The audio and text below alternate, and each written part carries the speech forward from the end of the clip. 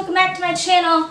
As you can tell, this is a whole new setup and I'm very happy about it. My boyfriend and I, we had painted the walls this weekend. I think it was Saturday. Yeah, Saturday we painted the walls gray and I'm so happy. It lightens up my room and it brightens up the whole area. Thumbs this up if you guys like the new change and the new switch. You guys are on my hermit crab tank right now. I'm going to get a tripod sometime soon. I don't know when. I'm sorry. I'm not professional. I don't claim to be. But this is a story time about my first ever surgery. I've had 70 plus surgeries or procedures on this eye alone in my 24 years of life on this earth. And it's really crazy to tell people that. They're like, whoa, like what's going on? I've had many different questions about what happened to my eye and different things like that. So I'm just going to answer some of them here. What happened to my eye? I was diagnosed when I was born with Peters anomaly.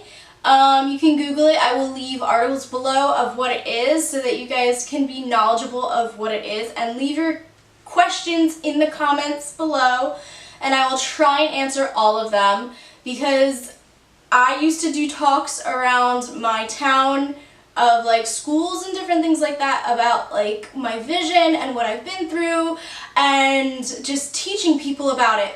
So if you guys want, you can ask your questions in the comments below and I will do a video answering those questions. Okay, let's get on with the video.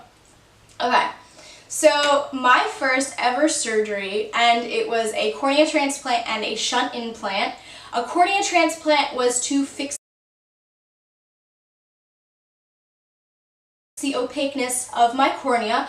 I will put a picture somewhere on the screen of what I looked like when I was a little kid, so you guys can get a base reference of where I was when I was in 5th grade.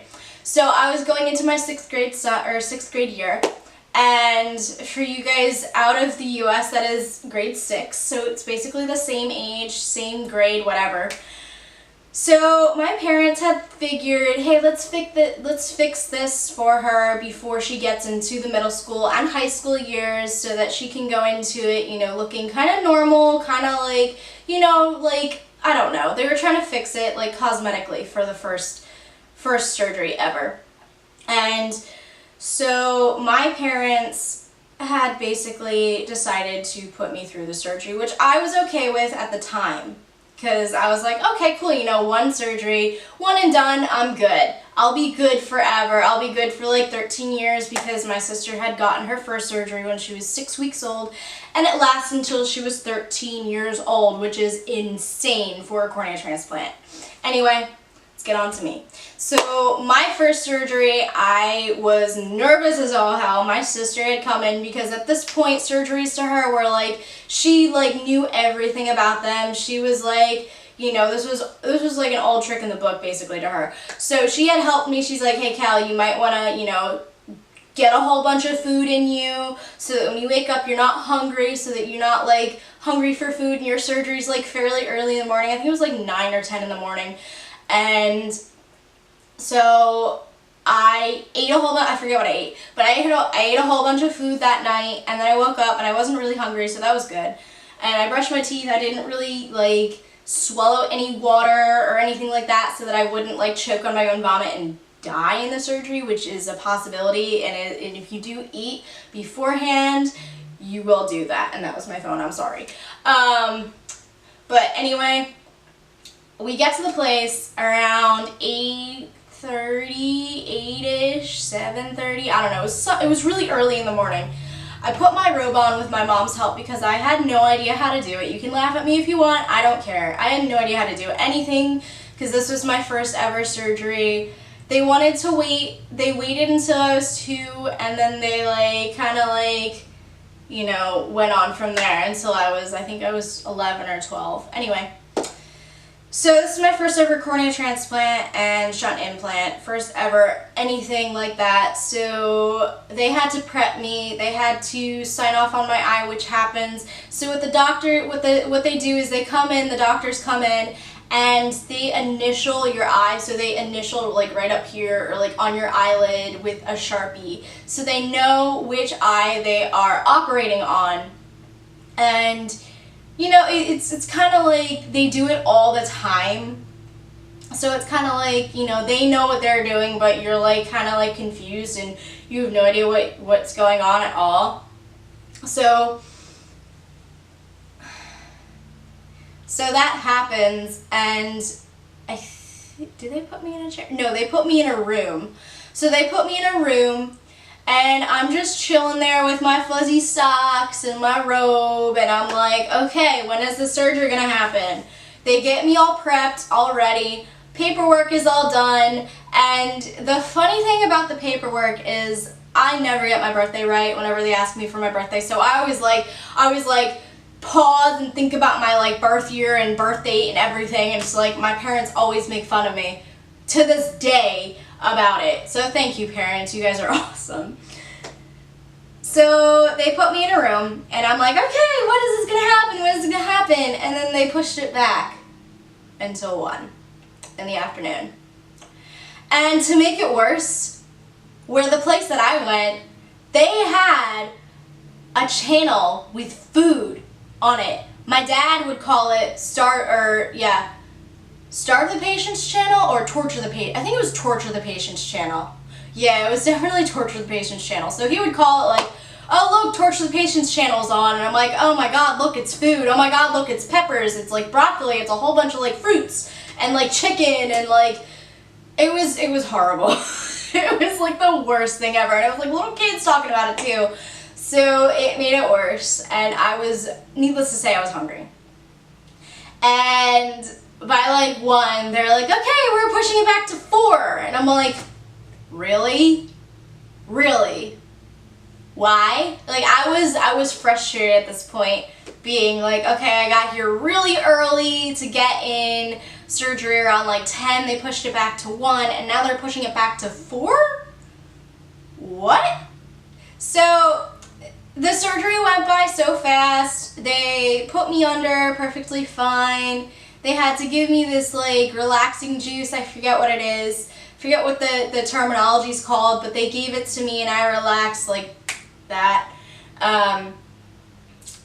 It was like I couldn't even walk into the OR to lay down, and so the feeling of me getting my first surgery ever carried through until my last surgery.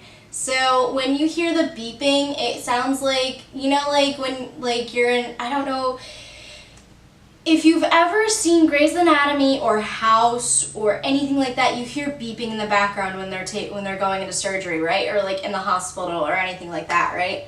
So that's what I heard when I had my first surgery. I heard the beeping, and I didn't hear any voices. My dad normally came in with me to to hold my hand to make sure that I was okay. And then he went out with my mom in the waiting room.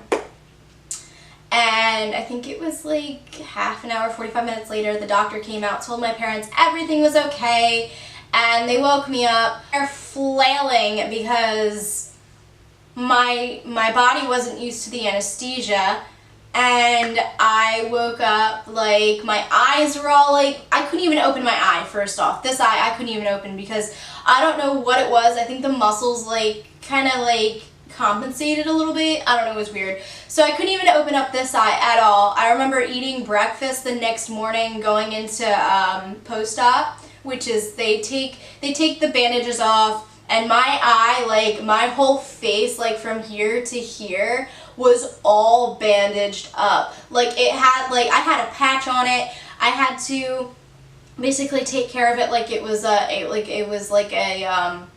it was a new flesh wound, which it was. It kind of was, but it was really, really bad. I don't think I have any pictures of it.